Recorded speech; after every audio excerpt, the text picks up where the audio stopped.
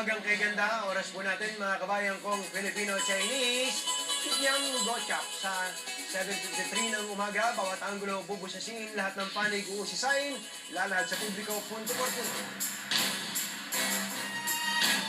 Matapos ang matagal-tagal na paghihintay, inilunsad na rin ng Department of Tourism ang bago nitong campaign slogan, ang It's More Fun in the Philippines. Pero umani ito ng batikos mula sa social networking sites.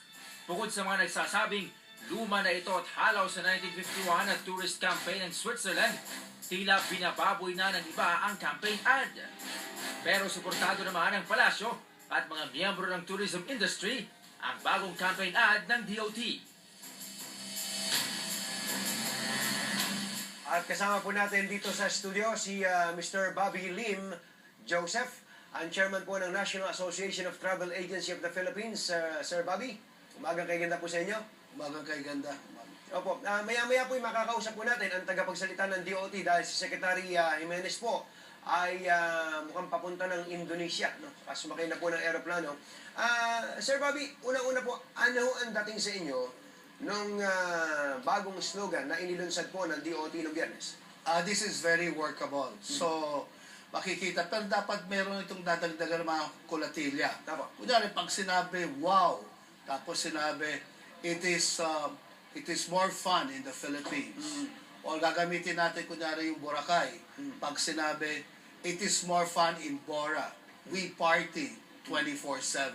So, ang gagawin nito ngayon, itong mga strategic planning na gagawin namin from the private sector with the Department of Tourism is saying to it, ano yung mga slants at saka slogans, paano natin isa-segue yan para mailagay sa ayos sa makuha yung certain segment of the market.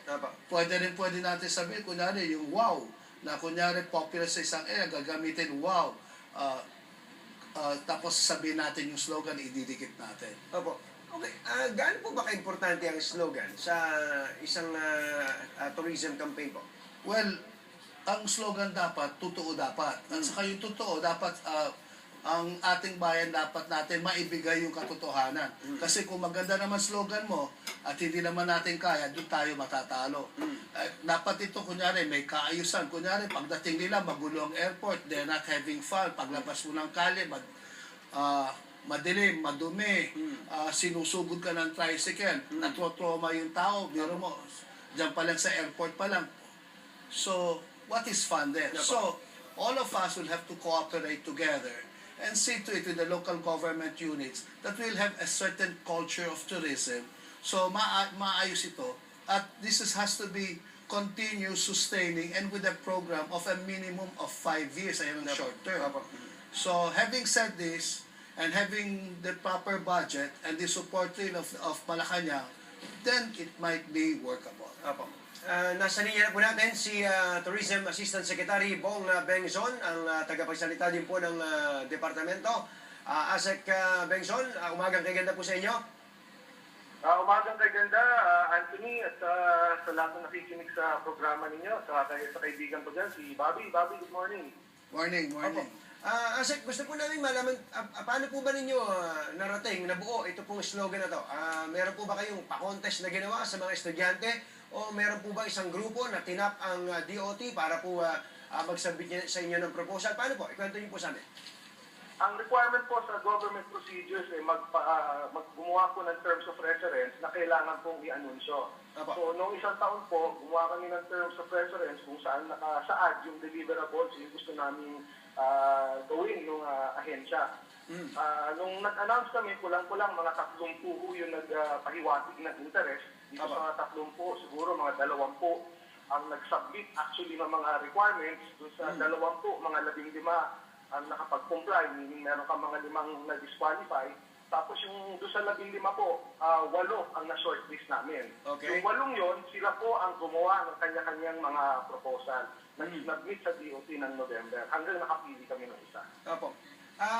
Sino po ang particular na grupo ang pinanggalingan po ng It's More Fun in the Philippines?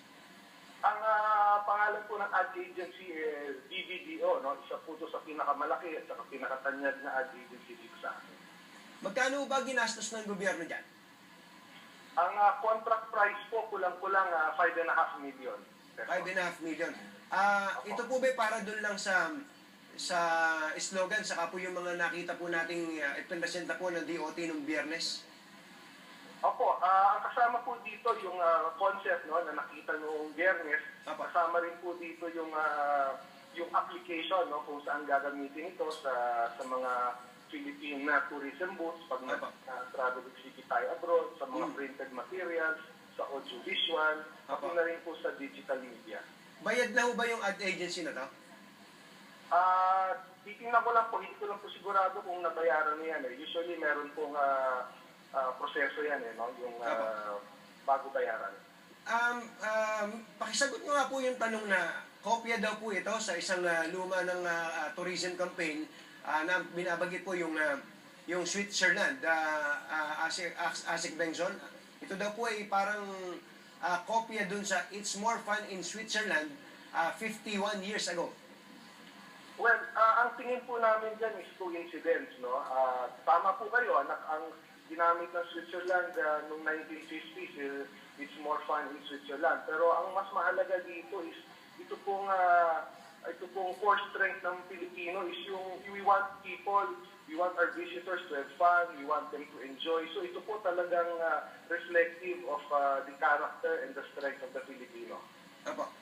May plano po ba kayong palitan pa ito sa harap po ng ilang mga pagpuna? Wala po kaming planong palitan yan. Pag tingnan po ninyo yung sa networking, a great majority po support the new campaign. Okay. Sir Bobby, kayo po, anong tingin niyo ron? Doon sa aspeto ng kinopia, hindi na original sa atin. Ito pong slow.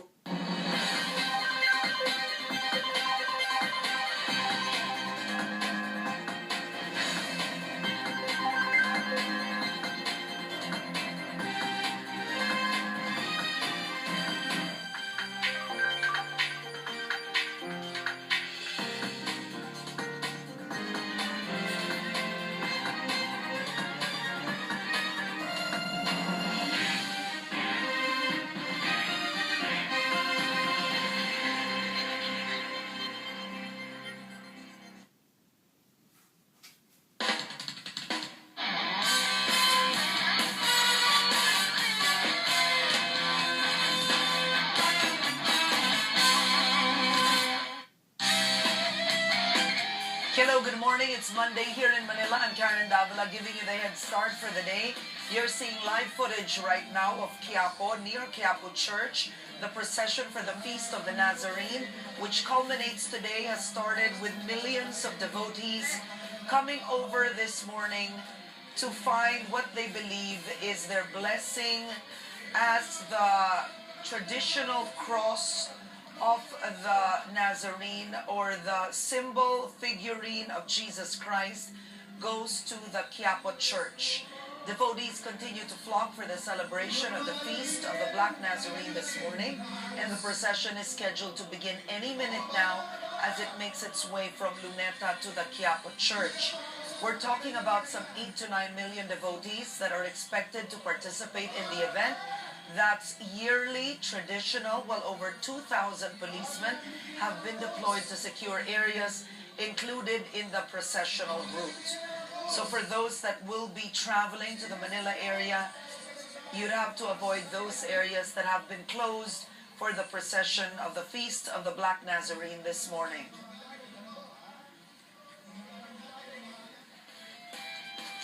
Now let's move on to the big stories as we start this week, the headlines this morning.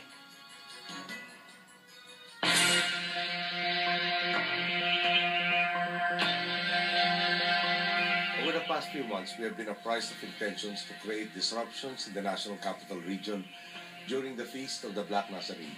Previously, the difference between their intentions and capabilities has been quite pronounced. The possibility prompts us to warn you of the risk in attending the procession.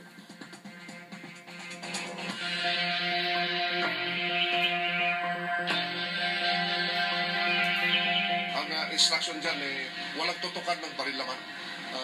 we appeal to their sense of understanding ng ating mga kababayan. Na napag-ilikas na kayo, sumunod lang po tayo para hindi matagdagan ang casualties. Ulit-ulitin ko lang po, ito ay no man's land declared.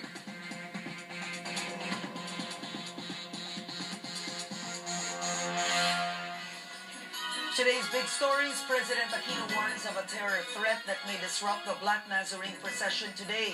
6 to 9 suspected terrorists from Mindanao have been spotted by authorities in Metro Manila. Pag-asa predicts widespread rains over eastern Visayas and northeastern Mindanao.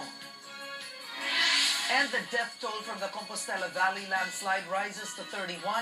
The search for 39 missing people is still ongoing.